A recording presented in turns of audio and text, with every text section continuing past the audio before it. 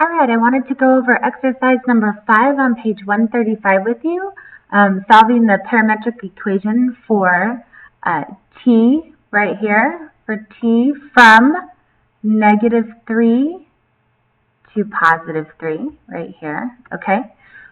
So here was my function for x, t as x, or x as t anyway. X equals 2 times t.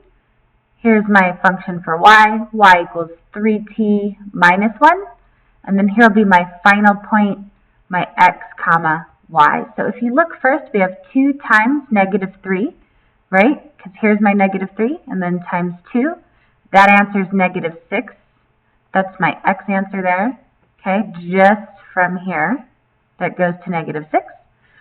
And then 3 times -3 minus 1, that's going to be -9 minus 1 is -10.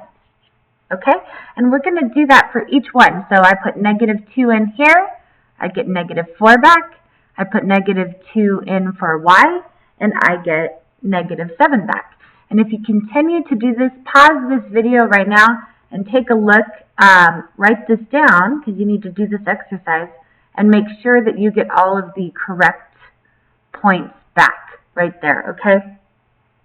It should be pretty simple. Pause this and make sure you can get these correct points back. When you are done doing that, we're going to do the second part of the question, which says find a direct algebraic relationship between x and y and determine whether y is a function of x, rather. Okay, so all we're going to do, I put down here, it's like doing a combination, right? We're going to do it exactly like we just learned how to do combinations. So my original x was 2 times t. I'm going to solve this for t by dividing both sides by 2. When I divide both sides by 2, I get t equals x over 2. Okay, now I'm going to substitute that in to y equals 3t minus 1, just like doing a combination. So y equals 3, but instead of t, right, instead of the t there, I'm going to put x over 2 and then subtract 1. After that, I'm going to simplify the problem. Multiply 3 times x over 2, I get 1.5x. minus 1.